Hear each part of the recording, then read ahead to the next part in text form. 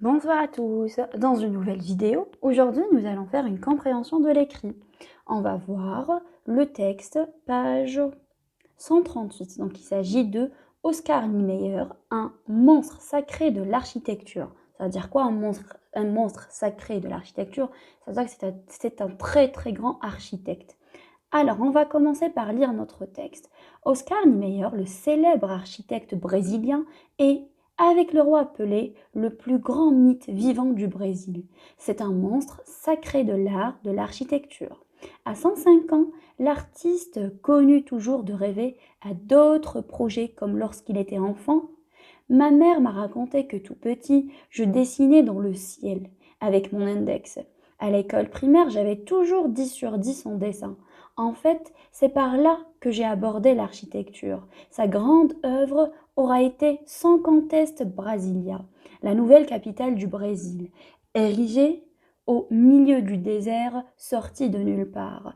Il associe au professeur le Corbusier pour bâtir en 1947 l'actuel siège des Nations Unies à New York. En 1964, Oscar est obligé de s'exiler à Paris, en Italie, puis en Algérie, où il ne garde que de bons souvenirs. Un pays formidable où les gens aiment aussi le football. Il avoue que ces dernières années, quand on lui demandait quel était son plus beau projet, il plaçait l'université de Constantine en tête de liste, puis celle d'Alger et la coupole de la cité olympique d'Alger. Posée là comme un gros feu et qu'on s'imagine prête à tout moment à prendre son envol telle une soucoupe volante. Oscar Niemeyer décède le 5 décembre 2012. Donc c'était notre texte d'aujourd'hui. Regardez, le texte il est accompagné de 3 photos. Donc la première photo, il s'agit de la photo d'Oscar. La deuxième, de la coupole du 5 juillet. Et la troisième, il s'agit de l'université de Constantine. Maintenant, on va commencer par répondre aux questions de compréhension. Premièrement, de qui parle-t-on dans ce récit? Donc bien évidemment, on parle d'Oscar. Dans ce récit, on parle d'Oscar Niemeyer. Deuxièmement, qui en est l'auteur? Donc l'auteur du texte se trouve toujours bien l'auteur dans la source qui est en bas, Hamid Tahri. Donc c'est lui l'auteur de ce texte. Troisièmement, quelle est la profession du personnage dont on parle? Ça veut dire quel était le métier d'Oscar Niemeyer. Donc Oscar était architecte. Quatrièmement, d'après la photo, d'après la première photo, celle qui est à côté du texte, cet homme semble jeune, vieux ou bien très vieux. Donc d'après la photo, cet homme semble très vieux. Super. On passe maintenant à la lecture pour comprendre. Je lis pour comprendre. Quel est l'âge du personnage et quelle est sa nationalité? Donc Oscar Niemeyer a 105 ans et sa nationalité est brésilienne. Ça veut dire que c'était un Brésilien. Deuxièmement, pourquoi a-t-il choisi l'architecture à votre avis? Donc Oscar Niemeyer a choisi l'architecture car depuis son enfance, il aimait dessiner et il avait toujours 10 sur 10 en dessin. Ça veut dire qu'il était très très doué en dessin. Donc pour être architecte, faut savoir dessiner aussi. Ensuite, la troisième question. Quels sont les pays où il a passé une partie de sa vie? Donc il a vécu en France, en Italie et aussi en Algérie. On passe à la relecture maintenant. Je relis pour mieux comprendre. Quelles sont les œuvres réalisées par l'architecte en Algérie? Ça veut dire Oscar Niemeyer, qu'est-ce qu'il a réalisé en Algérie? Donc il a réalisé l'université de Constantine, l'université d'Alger, la coupole de la cité olympique d'Alger. Ce sont ses réalisations. Deuxièmement, quel est son plus beau projet en Algérie? Justifie ta réponse par une phrase du texte. Donc c'était quoi son plus beau projet?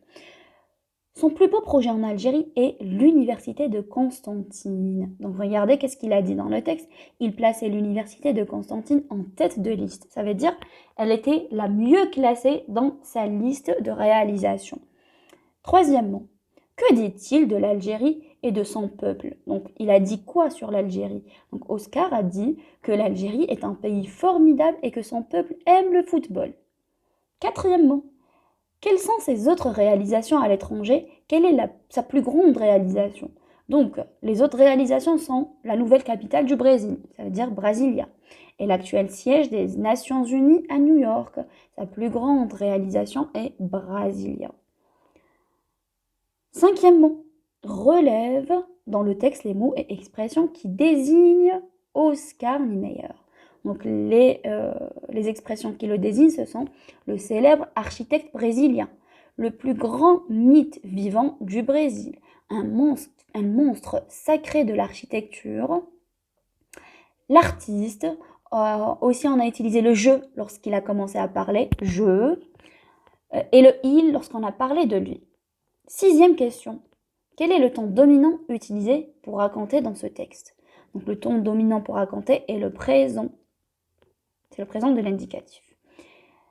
Sixièmement, on passe à la septième question, pardon. À quelle personne est écrit ce récit de vie et pourquoi?